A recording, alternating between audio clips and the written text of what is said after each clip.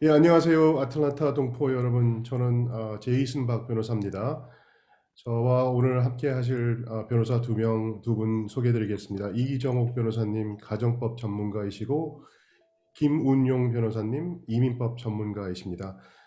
저희는 그 조지아 한인 변호사 협회 솔로 스몰 펌 위원회 멤버들이고요. 저희가 벌써 이렇게 동포들을 위해 하는 법률 세미나를 9번째 갖게 됐습니다. 오늘 주제는 가정법입니다. 저는 이제 전직 검사로서 제가 그 가정 폭력하고 또 저희들이 알아야 할 좀 상식적인 것들 거기에 대해서 말씀 나누겠습니다. 제가 여기 저도 이제 조지아에 한 15년 살게 됐는데 사실 좀 놀라운 것이 잘못된 정보들이 많이 흘러나오고 또 전문가들의 이제 도움이 필요한 상황에서 여러분들이 그 미스인포메이션 때문에 피해를 받는 경우가 많기 때문에 저희들이 또 이렇게 이런 자리를 마련해서 여러 오해를 풀고 그리고 또 정확한 정보로 여러분께 이제 도움이 됐으면 해서 이런 자리를 만들었습니다. 한 가지 유의해 주셔야 할 점은 이렇게 저희 세미나를 들으심으로써 변호사 의뢰인 관계가 형성되어 있지는 않습니다. 꼭 유의해 주시기 바랍니다. 예, 저 이정옥 변호사님, 예, 인사드리시죠. 네, 네, 안녕하세요. 저는 이정욱 변호사고요. 제가 2006년부터 조지아에서 변호사로 일을 하기 시작했고요.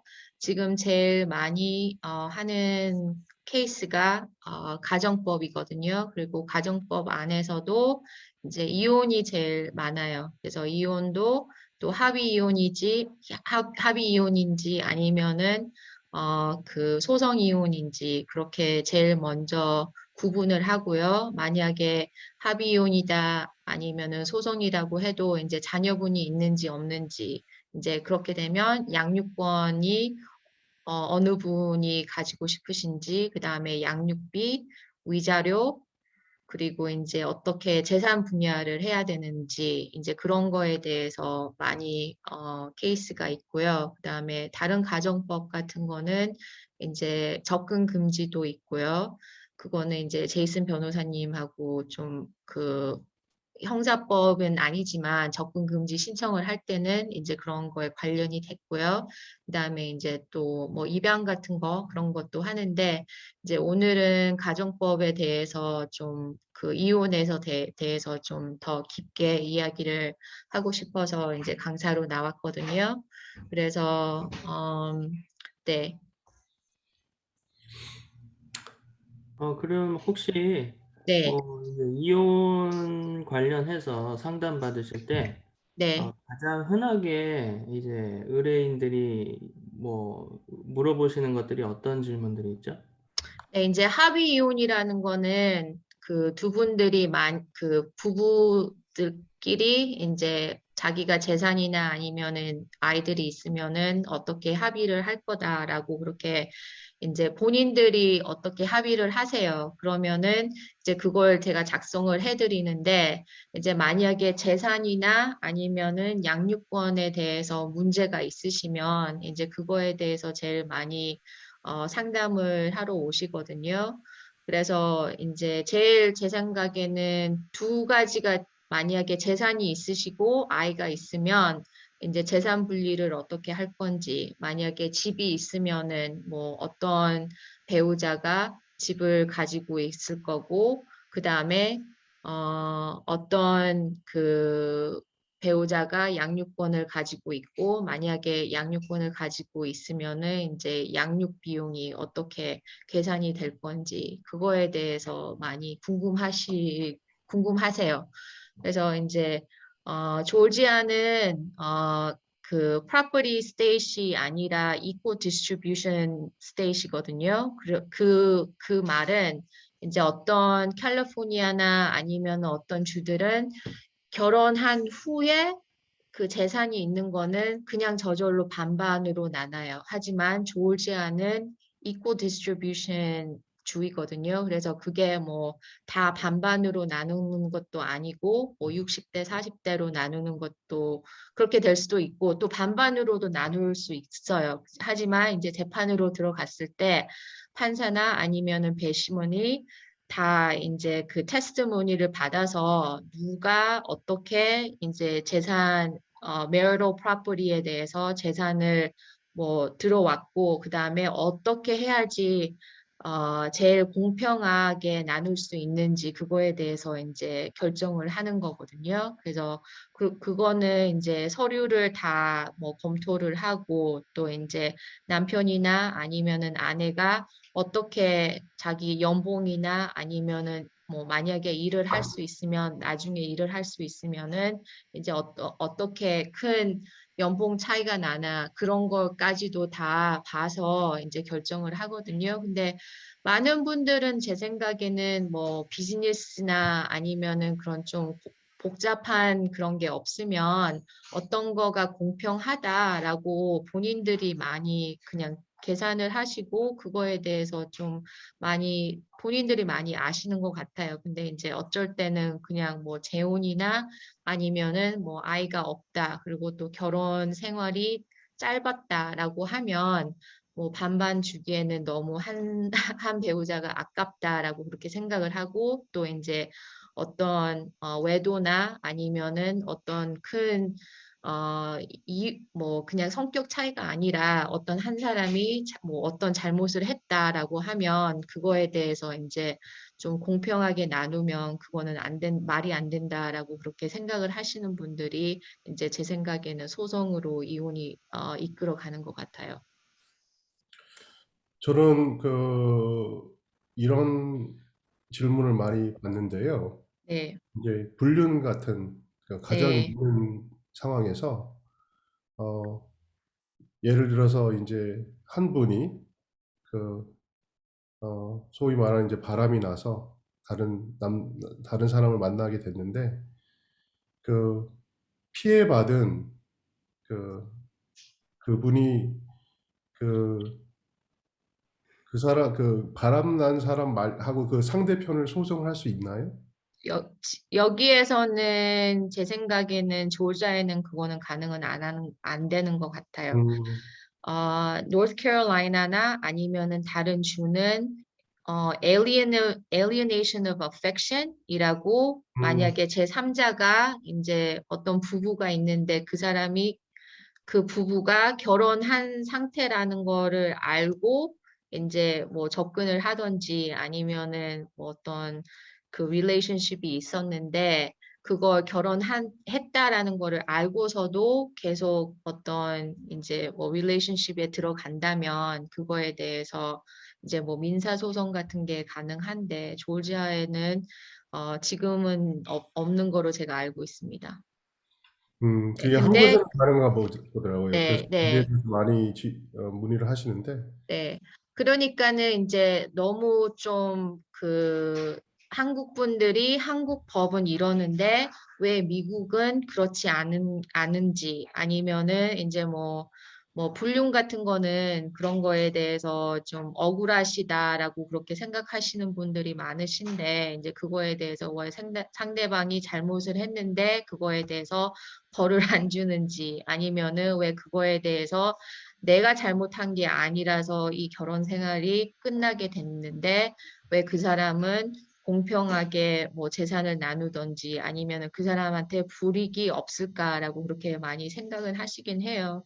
근데 이제 그거는 이제 어떤 legislature에서 그걸 바꾸지 않으면 법에서 그거에 대해서 이제 어떻게 할 수가 없죠. 하지만 하나 exception은 만약에 불륜이 있었는데 그 relationship 그 불륜에 뭐 있던 그 배우자가 이제 그 marital asset을 가지고 그 사람한테 뭐 돈을 사주던지 아니면은 뭐 음. 차를 주던지 뭐 어떤 경제적인 그런 혜택이 따로 줬다라고 하면 그걸 이제 다시 돈은 다시 받을 수 있죠. 근데 뭐 그걸 캐시로 뭐 그냥 뭐 여행을 갔다든지 아니면은 뭐 어떻게 큰 돈이 아니다라고 그렇게 하면 그렇게 크게 혜택을 다시 받을 수 있는 그런 케이스는 아닌 것 같아요. 그 외도를 하거나 어떤 뭐 귀책 사유가 있다고 해도 그게 재산 분할에 있어서는 별로 영향을 미치지는 않네요. 네, 대부분의 네, 경우는. 네. 근데 이제 위자료는 또 영향이 있거든요. 그래서 불륜한 배우자가 위자료를 신청을 못 해요. 하지만 하지만 그것도 그 이혼 이유가 불륜 때문에 이혼을 하게 됐으면은 이제 불륜을 안 한 배우자가 이제 위자료를 받을 수는 있어요. 하지만 음, 이제 뭐 바람이 났어요. 근데 화해를 했어요. 그리고 이제 5년 후에 이혼을 하게 됐어요. 그냥 이거는 이제 성격 차이로 아니면은 불륜한 후에 어떤 집착이 있고 이제 뭐 남편이나 아니면은 아내를 전혀 못 믿는다라고 해서 다시 뚜렷한 불륜이 있다라는 거는 모르는데 그것 때문에 이제 악하게 뭐 어떤 결혼 생활이 됐다. 그래서 5년 후에 이혼을 해요. 그러면은 그때는 불륜 때문에 이혼을 했기 때문에 뭐 그 위자료 신청하는 사람이 이제 위자료를 받을 수 없다라고 그렇게는 못해요. 왜 그러냐면은 불륜한 시간하고 그거에 때문에 이혼을 할 때만 이제 위자료가 주던지 안 주던지 그렇게 결론이 돼 있기 때문에 5년 후에 다시 재결합해서 생활을 했다 그러면은 제 생각에는 위자료는 줘야 될 그런 상황일 거예요.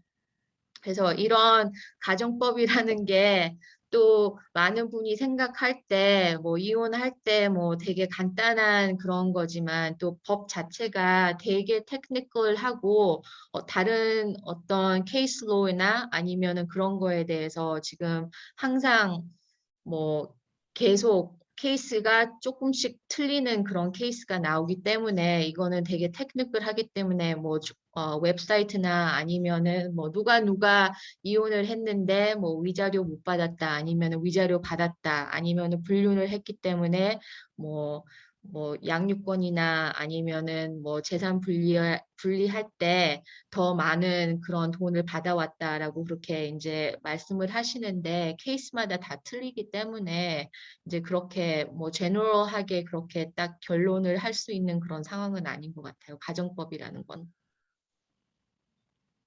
역시 그 외도와 불륜 그 막장 드라마가 재밌네요. 네, 네, 네, 네. 네. 어, 김은영 그리고 변호사님, 예, 예, 네. 말씀하십시오. 네, 그리고 이제 또 하나는 제일 궁금하신 거는 아무래도 자녀들이 있으면 양육 비용에 대해서 그렇게 많이 궁금을 하시는데 양육 비용은 포뮬라가 있어요. 그래서 이제 웹사이트로 들어가서 Child Support Worksheet이라고 이거는 조지아 레지슬레이처에서 자기들이 다 포뮬라를 만들었거든요. 그래서 거기에서 이제 gross income을 넣어서 아이 몇 명이고 또 아이들의 들어가는 뭐 보험이나 아니면은 daycare expense 아니면은 뭐 after school 뭐 activity 같은 그런 비용이 들어가고 방학 때 summer camp 같은 그런 비용이 다 들어가서 계산을 나오거든요. 그래서 그거는 확실하게 딱 어떤 숫자를 넣으면 얼마 내야 된다라고 그렇게 딱 나와요. 근데 이제 많은 한국 분들은 스몰 비즈니스를 하시니까 W2를 받아서 그로스 인컴이 없으시잖아요. 많이 그냥 셀프 보고 그 스몰 비즈니스 자기가 운영하는 거를 하니까 그 직접 운영하는 거하고 또 비즈니스 인컴하고 또 자기 W2 인컴하고는 너무나 차이가 많을 수도 있잖아요. 그래서 그래도 제 생각에는 양육 비용에 대해서는 그래도 그렇게 크게 많이 싸우는 그런 케이스는 제가 못 봤어요. 그래도 재산 분리할 때만 소송으로 그렇게 가지, 양육권이, 양육권이 그 두 분에서 이제 결정이 되고, 이제 그 양육 비용 같은 거는 포뮬러가 있기 때문에 그건 좀 더 확실하게 숫자로 끝에는 나오기 때문에 그거에 대해서는 이제 gross income만 아시던지 아니면은 본인들이 뭐 매달 monthly expense가 생활 비용이 뭐 매달 얼마든지 나가는지 그거는 이제 부부들이 그래도 알잖아요. 그래서 뭐 5천 불이든 뭐 얼마든 그렇게 해서 어쩔 때는 크레딧 카드로 얼마나 쓰시는지 그걸 통해서 그 gross income을 찾아내는 그런 방법도 있어요. W2 tax return으로는 그거는 정말 어림없는 그런 숫자를 어쩔 때는 쓰시니까 그리고 제 생각에는 이제 저희 경제가 캐시로부터 이제 크레딧 카드나 아니면은 뭐 일렉트런드 펀드로 지금 많은 분들이 사용을 하시잖아요. 그래서 끝에는 좀 그 캐시로 그렇게 쓰는 그런 그 뭐라 그럴까 그런 게 없고 다 기록이 있으니까 어떤 이제 배우자가 자기 인컴이 이렇게 하는데 뭐 2,000불 뭐 3,000불만 그렇게 W2로 이렇게 매달 나오는데 크레딧 카드는 뭐 6,000불, 10,000불 같이 그렇게 쓴다라고 그렇게 하면 그런 스테이트먼트 같은 거 받아서 이 사람은 진짜로 그 쓰는 돈 금액이 그렇지 않다라는 그런 거로 디스커버리를 통해서 이제 진실을 찾아낼 수 있는 그런 방법도 있어요. 그럼 그렇게 숨기다가 네, 걸리면은 네. 그러면 또 그 판사에게 안 좋게 보이겠죠? 그럼요, 그럼요. 네. 판사도 이제 뭐, 판사들도 뭐 이제 다 알죠. 이거는 이런 케이스다. 이거는 이런 케이스다라고 하고 또 솔직히 변호사들도 이제 그런 거를 자기 고객이 어떤 이야기로 뭐 이런 케이스다라고 그렇게 말씀을 하면서 소송으로 들어갈 때는 디스커버리 할 때 이제 검토를 다 해야 되잖아요. 근데 본인의 클라이언트가 이야기한 것처럼 그게 전혀 아니면 이제 클라이언트하고 직접 좀 대화를 해야죠. 이거를 이제 우리가 법원에 진출한 그런 팩트라고 그렇게 얘기를 했지만 지금 와 보니까는 그게 영 아니다. 그러면은 어떻게 뭐 합의할 그런 소송을 가서 재판을 하면 이거는 지는 케이스이기 때문에 차라리 이제 거기 가기 전에 합의를 해서 합의하는 그런 방법이 더 좋겠다라고 그렇게 추천을 해드리죠.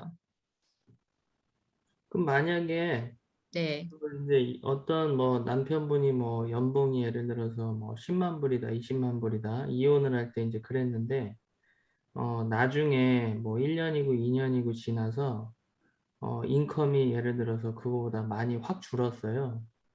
그렇게 되면은 어떻게 되나요? 매달 내야 되는, 이제 네. 산정할 때에 그 아까 말씀하신 게, 그 급여를 어느 정도 수입이 어떻게 되는지에 대한 고려가 있다고 말씀하셨는데, 그게 나중에 변동사항이 생겼을 때 이게 낮아질 수도 있고 아니면은 뭐 몇 년 후에 그거보다 훨씬 높아질 수도 있고 그렇게 됐을 때는 어떻게 되나요? 그때는 modification을 파일을 하는 거죠. 수정해주라고. 근데 음, 이제 만약에 뭐 어떤 사고가 있어서 입원을 해서 전혀 일을 못했다라고 하면 바로 modification을 파일을 하시고요. 근데 원래는 2년에 한 번밖에 modification을 할 수 없어요. 하지만 material change가 있으면은 그거는 2년 안 채워도 modification을 할 수 있어요. 그래서 코비드 때 많은 분들이 뭐 직장을 잃으시던지 아니면은 연봉이 많이 낮아졌잖아요. 그래서 그때 modification 같은 거를 많이 들어왔어요. 또 위자료도 modification이 가능해요. 왜 그러냐면은 그 위자료는 ability to pay 그게 제일 중요한 그 consideration이거든요. 그래서 만약에 뭐 그저께도 제 케이스는 아닌데 어떤 이제 소송에 들어가는 걸 제가 봤는데 남편이 위자료를 내는 그 끝나는 기간이 없더라고요.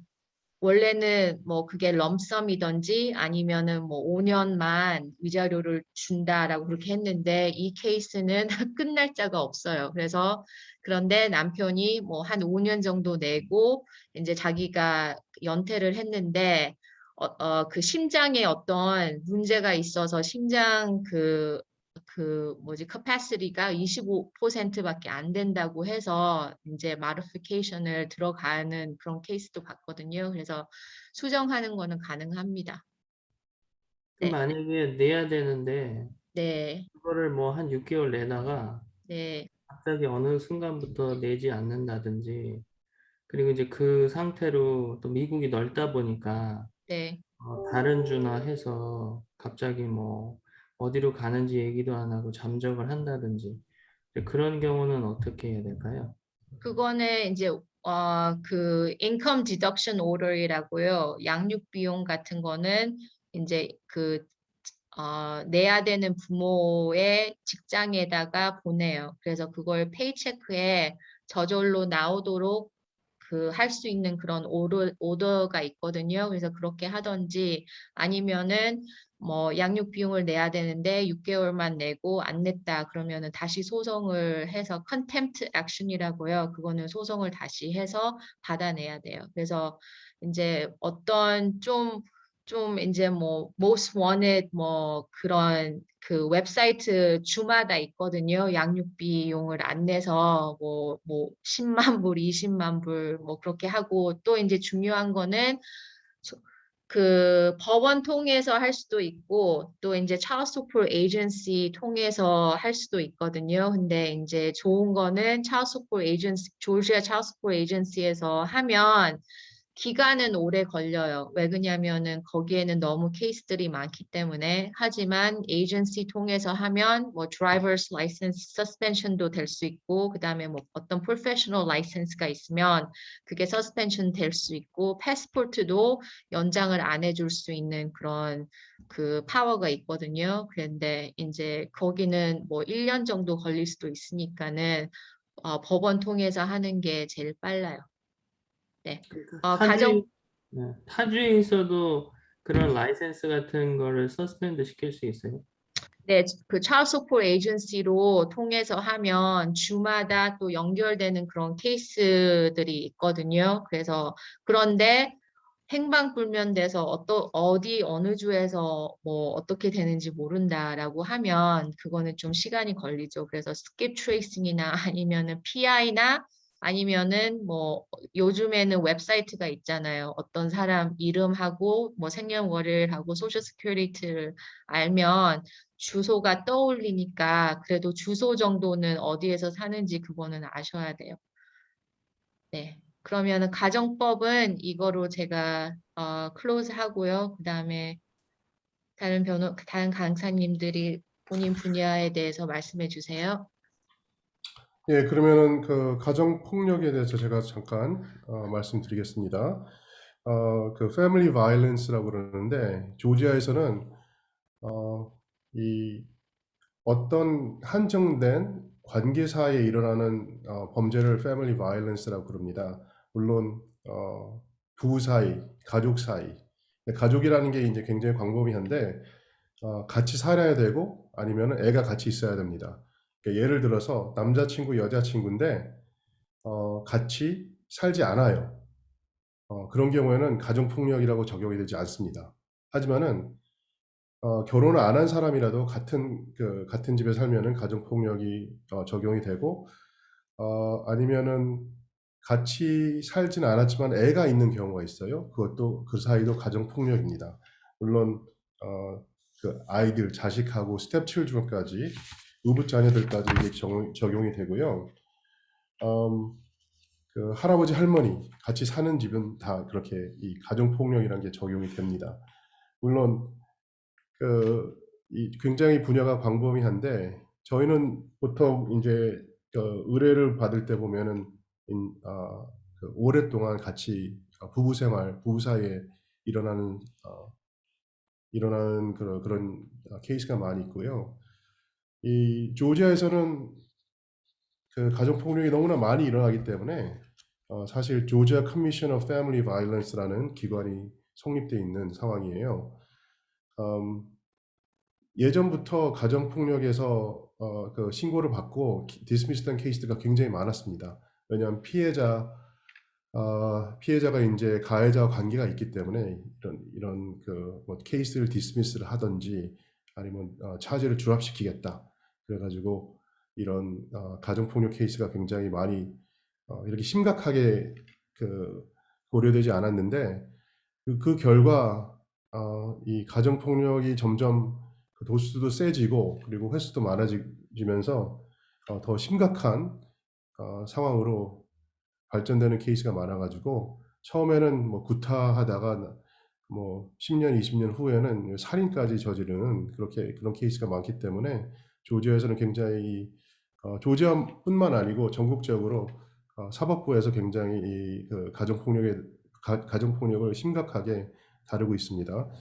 지금 조지아 커미션 오브 패밀리 바이올런스를 보면은 여기서는 이 Model Prosecutorial Protocol, 그러니까 검사들한테 이렇게 지시하는 이 프로토콜이 생겼는데 그 가정 폭력 케이스에 대해서 이제부터는 피해자가 원하지 않더라도 검사들은 이 케이스를 진행해야 할 의무가 있습니다. 보통 저희한테는 이제 많이 오셔서 의뢰인분들이 조금 때렸는데 나는 이제 뭐 우리 뭐 따로 살 것이고 거기에 대해서 이 케이스를 디스미스 하고 싶다 이렇게 말씀하신 분들이 많아요. 자기가 원하지 않고 내가 협조를 안 하는데 어떻게 이 케이스가 진행이 되나? 사실 여러 가지 복합적인 그 증거품을 입수를 할 수 있는 그런 능력이 되고 그렇기 때문에 사법부에서는 검사들은 이 케이스를 그렇게 쉽게 드랍하지는 않습니다. 예를 들어서 그 911 콜, 경찰 그런 것들이 이제 다 그 녹음이 돼 있고 그리고 또 경찰이 출동했을 때 그 현장에서 피해자들이 어떤 얘기를 하는지 목격자들이 어떤 얘기를 하는지 부근에서 그러니까 본인들이 집에서 싸우는데 옆에 있는 이웃이 신고를 할 때는 이웃의 말도 그 고려를 하기 때문에 옛날같이 이렇게 쉽게 domestic violence, 그러니까 가정 폭력 케이스가 그 디스미스 되는 상황은 아닙니다. 이제 아까 그 말씀하셨는데 domestic violence, 그러니까 가정 폭력은 뭐 이런 관계 사이에 일어나는 폭력 사건들이에요. 보통 이제 보면은 폭행, 그러니까 그냥 battery로 돼 있는데 조지아 법이죠. 그러니까 뭐 김은영 변호사님은 이민법은 전국으로 적용이 되겠지만은 가정법하고 이제 이 형사법은 이제 조지아에서 어떻게 적용되는지 말씀드리겠습니다. 이 simple battery라는 것은 가장 그 도수가 낮은 그 신체적 접촉이에요. 그러니까 원하지 않는 근데 보통 경찰이나 수사관들이 현장에 출동을 했을 때 신체적 상처가 보이면은 누구 한 명은 체포가 됩니다. 보통 팔목에 멍, 아니면은 팔에 멍, 아니면 목에 이제 목을 졸랐을 때는 목에 이제 흉터가 나든지 그런 것들은 보통 이제 그 misdemeanor, 그러니까 경범으로 간주가 되고 하지만은 뭐 물건을 들어서 그러니까 무기만이 아니고 그러니까 칼, 뭐 총 그런 것만뿐이 아니고 뭐 의자 아니면 몽둥이 예를 들어서 그 신발 구두 주걱 그런 거를 이용해서 폭행을 가하려고 그러면은 그거는 오히려 중범으로 간주가 돼서 형이 훨씬 더 높아집니다. 저희 의뢰인들이 가끔가다 물어보는 게 이제 아니 애가 너무나 말을 안 들어가지고 좀 체벌 좀 이렇게 디스플린을 했는데 학교에서 선생이 그거를 보고 신고를 했다. 이런 경우도 있어요. 그 조지아 법은 사실 reasonable discipline, 그러니까 합리적인 이 체벌에 대해서는 처벌하지 않고 있습니다. 근데 이제 합리적이라는 게 굉장히 좀 애매한데, 저는 이제 70년대 한국에서 살아서 굉장히 뭐랄까 도수가 높은 체벌을 받고 살았습니다. 성장을 했는데, 사실 여기서는 한국식으로 체벌을 하게 되면은 체포될 가능성이 굉장히 높습니다. 뭐 회초리 같은 것들, 그리고 이 다리에 이제 피멍이 날 정도로 그런 신체적인 인주리, 그러니까 신체적인 보이는 그런 인주리가 있으면은 그것도 이제 가정폭력으로 적용이 됩니다. 그럼 많은 분들이 한국 분들이 뭐 911 전화를 했는데 이제 경찰들이 왔는데 영어를 못 하세요. 그러면은 그런 상황에는 그러면은 통역자를 통해서 상황을 말해 주는 건가요? 그게 예전에는 그랬어요. 그래서 오히려 영어가 안 되기 때문에 가해자가 이제 별일 아니다, 그래서 말을 해가지고 풀려나는 경우가 종종 많았습니다. 그러니까 역효과가 어떻게 됐냐면은 보통 뭐 전화를 해도 체포도 안 하는데 왜 전화를 하냐, 이런 분들도 많이 계셨었어요. 근데 지금은 language line이라고 통역하는 전화를 통해서 통역을 받는 서비스가 있습니다. 그러니까 저는 이제 한국 분들이 많이 계신 여기 수완이 사는데, 수완이 경찰들은 항상 그거를 잘 이용을 하더라고요. 그리고 둘루스 경찰들도 그렇게 하는 걸 봤습니다. 그러니까 영어 안 되신다고 이 신고를 하지 않으시면 안 돼요. 영어 되고 또 911도 경찰을 부를 때도 그 911 오퍼레이터들이 이제 트레인이 돼서 외국어로 신고를 하고 싶으면 또 language line이 available 하고, 통역자를 통해서 신고를 하고 또 통역자를 통해서 상황 설명을 할 수가 있습니다. 제가 또 하나 말씀드리고 싶은 거는 이제 접근 금지, 아까 이정욱 변호사님이 잠깐 말씀하셨는데, 미국에서는, 그러니까 조지아에서는 피해자를 위주로 하는 서비스들이 사회복지 서비스가 굉장히 잘 돼 있고, 그 중에 하나가 이제 TPO라는 법원에서 내리는 이제 명령이죠. Temporary Protective Order라고, 임시로 법률 보호 명령입니다. 접근금지 명령이라고 보통 잘 알려져 있는데, 접근금지 TPO는 그냥 접근금지만 할 수 있는 게 아니에요. 만약에 집에서 일이 나서, 예를 들어서 이제 뭐 통상적으로 보통 아저씨하고 그 부부 사이에 일어나는 일인데, 가해자가 접근 금지 명령을 받으면은, 물론 폭행 금지, 접근 금지 통해서 토대로 받는 행위도 금지 명령을 받지만은 가해자가 또 집에서 나가야 돼요. 거기서 있을 수 없습니다. 그 현장에서. 그리고 또 아니면은 집을 못 나가게 되면은 피해자와 피해자 자식들에게 suitable residence, 그러니까 편하게 살 수 있는 적합한 적합한 곳을 제공을 해야 되고, 그리고 양육권도 임시로 피해자에게 넘겨줘야 됩니다. 그리고 또 양육비, 그리고 생활비도 지급을 해야 돼요. 가해자 때문에 이 상황이 일어났으니까 법원에서 그렇게 명령을 할 수가 있고요. 또 더 나아가서는 변호사 비용, 그리고 또 가정폭력 교육 아니면 상담비도 가해자가 부담을 해야 됩니다. 이거는 퍼머넌트, 그러니까 계속되는 건 아니지만 임시로 그렇게 법원에서 판결을 내릴 수 있고, 가해자가 이거 하기 싫다고 그러면은 거기에 따른 그 법원 명령을 무시하고 위반한 또 혐의가 또 붙게 되고 또 체포가 될 가능성이 있습니다. 저희 케이스들 중에서 보면은 많은 분들이 이 오랫동안 이런 경험을 하시고 또 안타깝게도 이게 삶의 한 부분이라고 생각하시는 분들이 많이 있는데 사실 뭐 어르신들이 그러잖아요. 이거 맞고 살면 안 되죠. 조지아에서 보면은 그 몇 가지 그 비영리 단체 그리고 정부 기관이 가정 폭력 피해자들을 위해서 서비스가 제공되고 있습니다.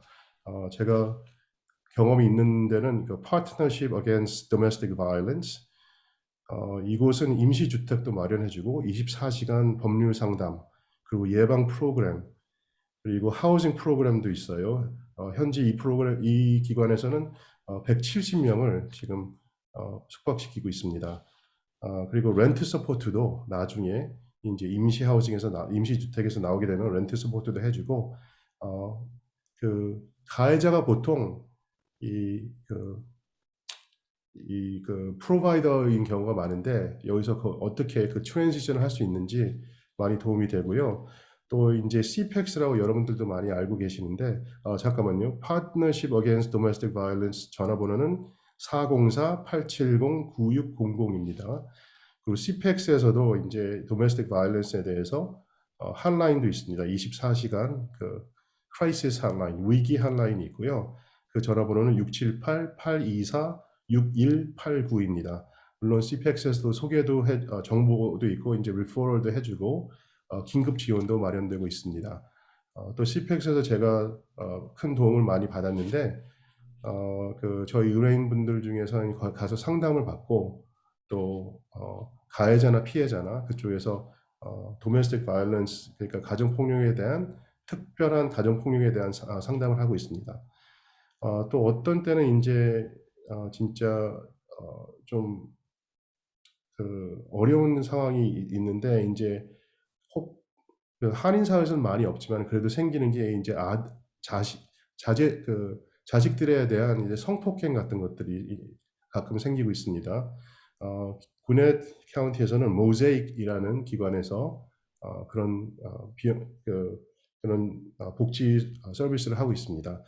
모자익 전화번호는 866-900-6019입니다. 감사합니다. 근데 아까 설명 중에 예. CPEX 같은 경우는 뭐 도메스틱 바이올런스 관련해서 가해자나 피해자나 어떤 상담 서비스도 해준다고 하셨는데요. 예. 이제 그게 보통 한인분들은 언어적인 어려움이 있으셔서 거기서도 그 뭐 랭귀지 서포트를 해주나요? 아니면은 제가 그 CPEX 같은 경우에는 상담하시는 분들이 한국 분이세요.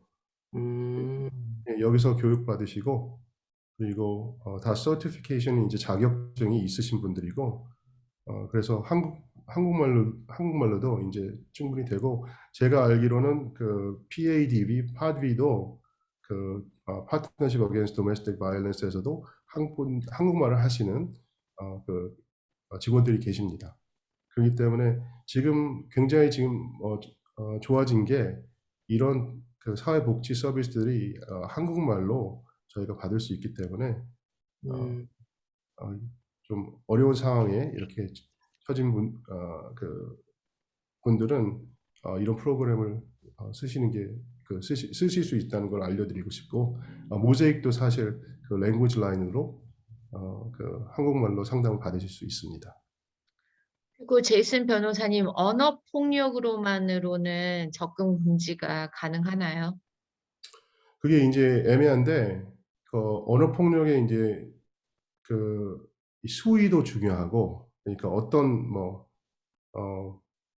근데 판사들이 요새 아직도 여기에 대해서 좀 교육이 덜 돼 있는 것 같아요. 사실 언어 폭력은 뭐 너 죽일래, 죽여버릴까, 요새 그렇게 언어 폭력을 안 합니다. 물론 그런 거는 이제 죽여버리겠다는 그런 거는 이제 terroristic threat이라는 이 협박죄가 또 따로 적용이 되겠지만은 협박죄 같은 경우에는 사실 어, 그 제3자가 듣거나 아니면은 거기에 대해서 입증할 수 있는 근거가 필요해요. 요새는 사실 뭐 카카오톡이나 문자나 아니면 이메일로 되기 때문에 그게 입증될 가능성도 있지만은 그게 뭐 녹음을 항상 돼 있는 것도 아니고 그게 좀 입증되기는 어렵지만은 언어 폭력도 TPO나 가정 폭력 체포가 가능합니다. 근데 이제 한국 분들은 좀 더 언어적으로 그래 뭐 너 죽고 나 죽자 뭐 그렇게 말씀을 하시는지 아니면은 뭐 그래 그렇게 좀 악하게 그렇게 표현을 하시는 건데 이제 네. 미국 사람하고 생각하는 거하고 그런 뭐라 그럴까 뭐 친구들끼리도 그렇게 막 그냥 장난을 하면서 그런 표현도 할 수도 있는 거고 이제 부부 안에서도 이제 자기들끼리 그렇게 욕을 하면서 그렇게 이야기할 할 수가 있는데 이제 그거하고 그런데 이제 그 몸적인 그런 상태가 없거나 아니면은 다른 그 뭐랄까 폭력적인 그런 거 외에 뭐랄까 그 차를 뭐 GPS 그런 거를 붙여서 상대방이 어디로 가는지 미행을 하든지 아니면은 또 그런 것도 가정 폭력에 포함이 되나요? 여러 가지 가정 폭력이라는 게 사실 뭐 구타만 그 폭력적인 것만 적용이 되는 게 아니고 방금 말씀하셨듯이 많은 것들이 적용이 됩니다. 그 피해자하고 가해자의 관계가 어떤 거에 대해서 그게 이제 중요한데 사실 그 이제 그러니까 구형할 때 어떻게 그 차이가 나는 거예요. 예를 들어서 첫 번째 그 폭력을 가했을 때 Family Violence Battery가 적용이 되는데 그걸 유죄를 인정한 다음에 10년 후에 똑같은 일을 저지르면은 그 두 번째 이제 사건이 그 경범이라고 간주가 돼도 전과가 있기 때문에 이 두 번째 사건은 이제 중범으로 펠러니로 간주가 됩니다. 그 형이 12개월이 맥시멈이었는데 경범에서는 두 번째 가정폭행은 이제 1년부터 5년까지 맥시멈 그렇게 적용이 되고요.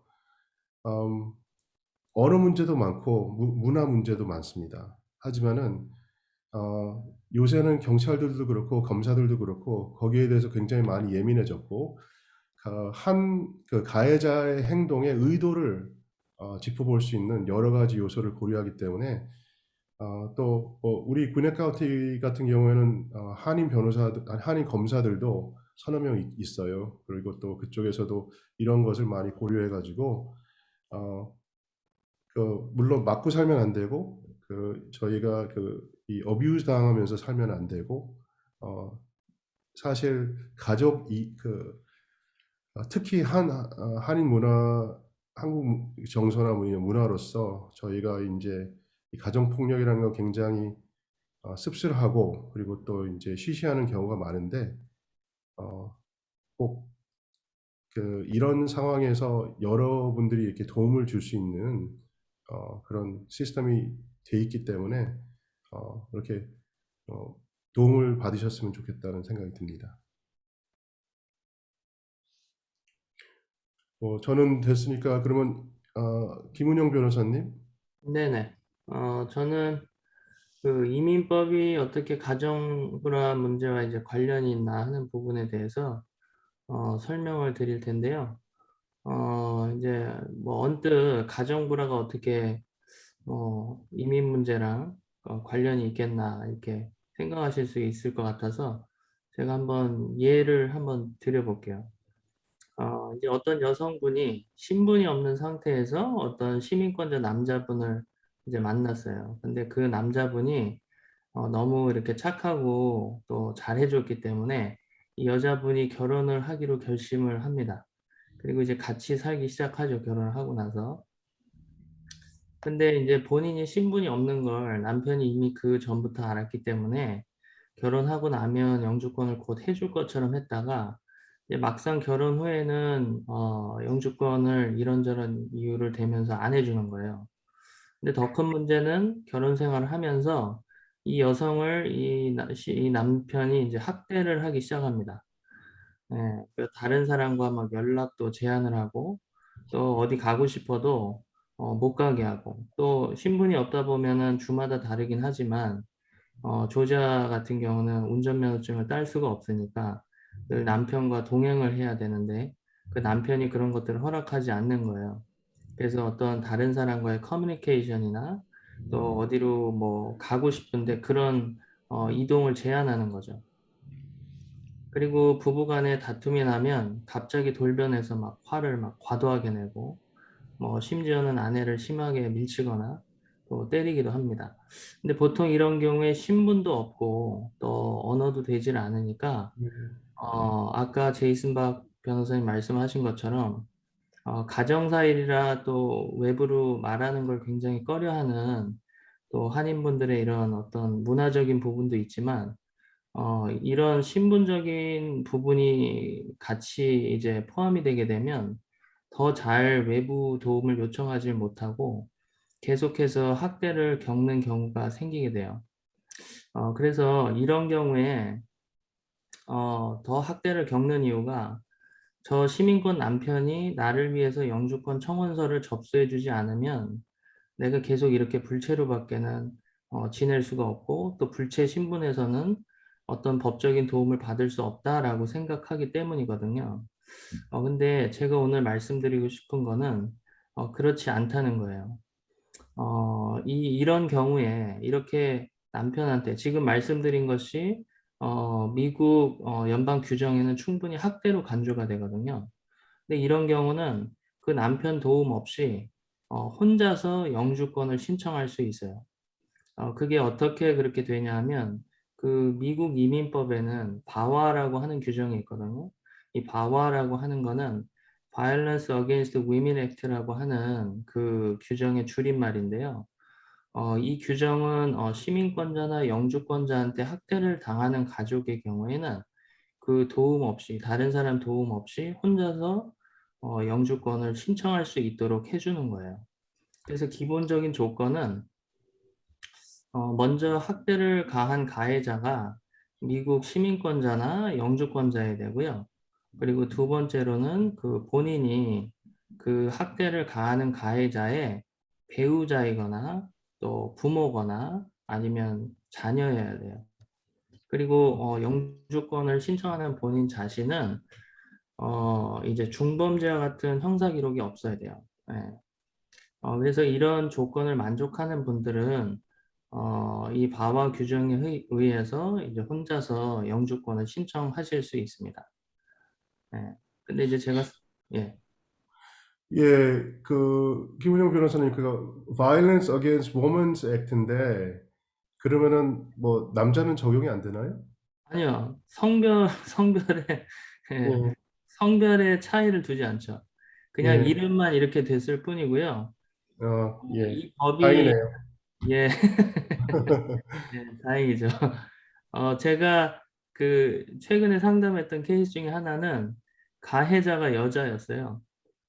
예, 이 예, 남자분이 그 외국에서 왔는데 이 여자를 온라인을 통해서 이제 같이 알게 된 거예요.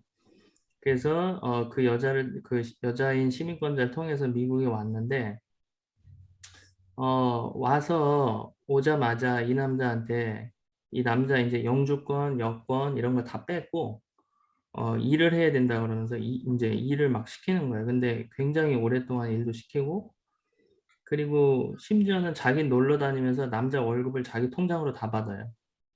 예, 음, 남자는 막 그 식사를 거를 때도 있어요. 돈이 없어가지고. 예, 그래서 하여튼 그런 케이스가 있었는데 이렇게 남자가 겪게 된다 하더라도 여전히 동일하게 학대 이 케이스로 간주가 돼서 영주권 신청을 할 수가 있습니다. 그러면은 신체적인 뭐 그런 그게 없어도 학대라고 판단이 되나요? 예, 예, 예, 맞아요. 이제 제가 이제 상담을 하다 보면요. 특히나 이제 미국에서 태어났거나 이제 뭐 오랫동안 어려서부터 미국에서 자란 사람 중에는 이 미국 법이 얼마나 무서운지를 잘 알아요. 그래 가지고 물리적인 폭행이 있으면 그게 증거가 남잖아요.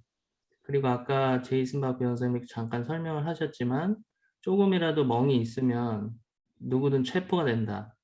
예, 이거를 알고 있어요. 그렇기 때문에 본인이 이제 그런 일을 당하지 않으려고 일부러 증거를 남기지 않는 선에서 그쵸. 상대방을 학대하는 거예요.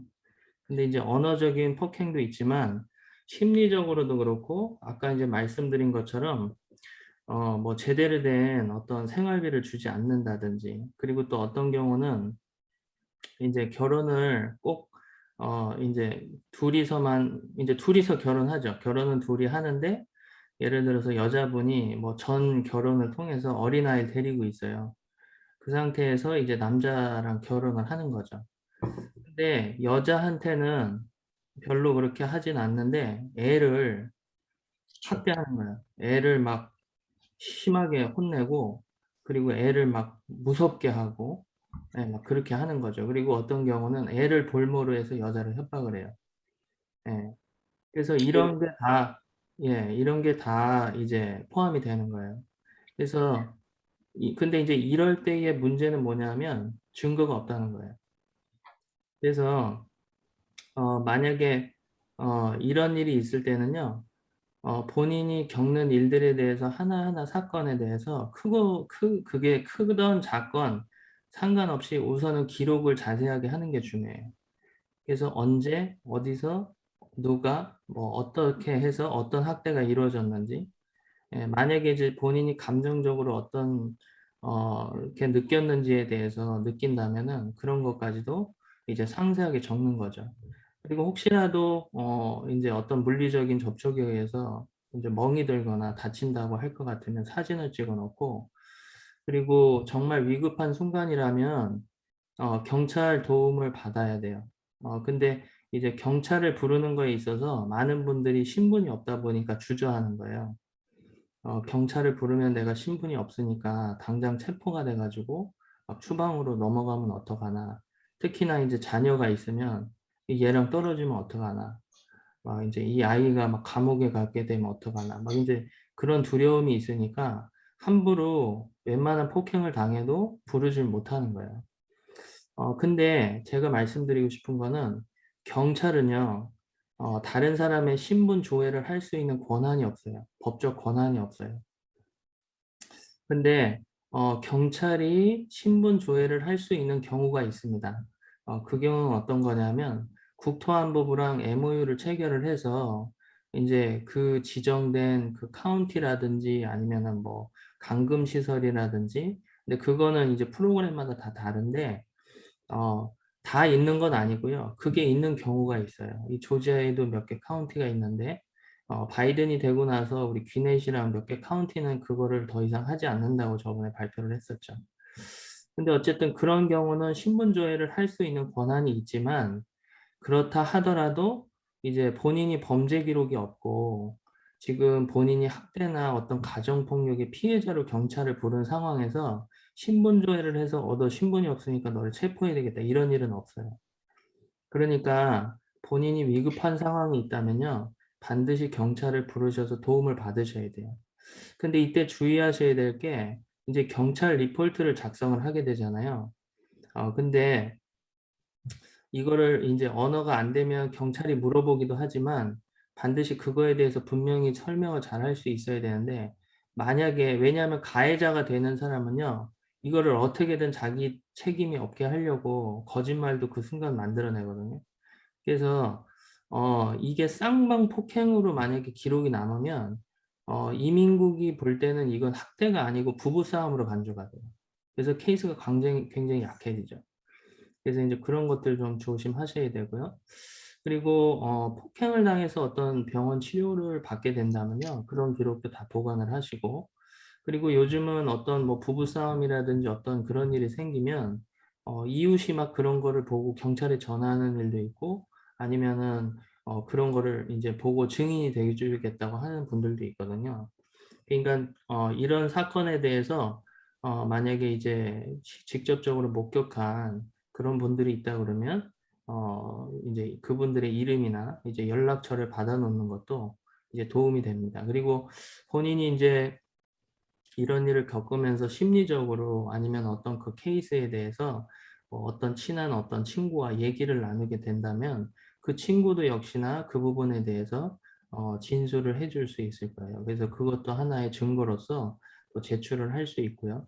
그래서 이제 뭐 이런 것들을 본인의 상황에서 다 있을 필요는 없어요. 이 서류가 다 있어야만 바와 규정을 통해서 뭐 혼자서 영주권을 신청할 수 있고 그런 건 없어요. 이제 그러니까 본인 상황에서 할 수 있는 것이 있으면은 그냥 제가 지금 설명드린 대로 최대한 본인이 할 수 있는 대로 기록을 남기시고 그 다음에 이제 전문가의 도움을 통해서 이제 신청을 하시면 될 것 같아요. 물론 이제 상담을 통해서 이게 과연 승인 여부 같은 거, 이게 승인이 될 수 있는 케이스인가라고 하는 거는 굉장히 케이스 스페시픽한 문제이기 때문에 이제 판별을 받으시는 게 낫겠죠. 예. 만약에 신청을 하게 되면 가해자한테 어떤 불이익이 생기나요? 뭐 이거는 폴리스 리포트를 안 했다고 하면. 아니요. 그러니까 뭐 이거를 우리가 바와 케이스로 해서 영주권 신청을 하면 가해자한테 어떤 피해가 가냐고요? 네, 네. 아니요. 이거는 신분적인 문제이기 때문에 전혀 이민국이 나서서 이민국은 어떤 아까 이제 제이슨 박 변호사님처럼 검찰이 나서서 뭐 이게 폭행이 있었으니까 우리가 너를 뭐 어떻게 처벌하겠다 뭐 이런 게 아니고 이 법은 너가 우리 미국 시민권자나 영주권자의 가족으로서 학대를 당했기 때문에 우리가 너를 보호해 주겠다라고 하는 차원이에요. 그래서 보호를 해서 영주권을 주겠다, 신분을 해결해 주겠다 이런 차원의 문제이기 때문에 이거를 신청한다고 해서 가해자한테 어떻게 뭐 이게 불이익이 가거나 그러지는 않죠. 근데 이런 신청이 들어가고 나서 그 후에 만약에 이제 이 사람이 다른 약혼녀를 부른다든지 K1 비자처럼 뭐 이제 그렇게 됐을 때는 그 부분이 고려될 수 있어요. 예. 그럼 예, 그리고 예, 말씀하세요. 그럼 한국 분들은 이 바와에 대해서 많이 아시는 것 같으세요? 아니면은 많은 분들이 이거는 한국 동포 사회에서는 별로 모르는 그 이민 혜택이라고 생각을 하세요? 이제 아는 분도 계신데 대부분은 모르시는 것 같아요. 예, 그래서 이제 제가 오늘 가정법 토픽을 다루면서 가장 먼저 이거를 제가 말씀드려야겠다 생각을 했거든요. 그래서 신분이 없다는 게 있는 사람은 모르지만 없는 사람한테는 그걸로 인해서 본인이 보호받지 못한다는 생각이 굉장히 강해요. 그리고 기본적으로 이민국은 신분 신청을 할 때 어떻게든 거절을 하려고 하고 신분이 없으면 그런 사람들을 쫓아다니면서 체포하고 추방하고 이제 이런 이미지가 강하니까 내가 이런 학대 피해자임에도 불구하고 과연 이민국이 그런 나를 위해서 뭐 이런 신분적인 혜택을 줄 것인가 이런 생각을 아예 못 하시죠. 예, 그렇기 때문에 이런 부분을 아시는 것만으로도 굉장히 만약에 이런 처지에 계신 분이라면 큰 도움이 될 거라고 생각해요. 그리고 제가 더 말씀드리고 싶은 거는 보통 우리가 신분이 없는 경우에 시민권자의 직계가족으로 신청을 하면 영주권을 신분이 없어도 불체 신분이라도 받을 수 있다 이렇게 알고 계시잖아요. 여기서 직계가족은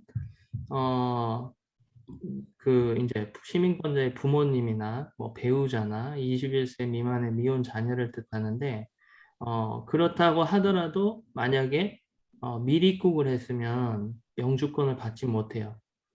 근데 바와 케이스는요. 미입국을 했어도 영주권을 줘요. 예, 그리고 그리고 이제 시민권 죄송합니다. 그리고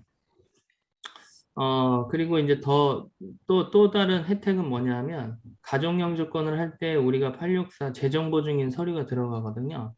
근데 재정보증인 서류가 이 바바 케이스에선 필요가 없어요. 그래서 온전히 혼자서 재정보증인도 없이 신청할 수 있는 거고요. 그리고 이민국이 접수비도 받지 않아요. 예, 그래서 접수비 없이 그냥 공짜로 접수할 수 있는 거죠. 예. 네, 감사합니다. 감사합니다. 김은영 변호사님.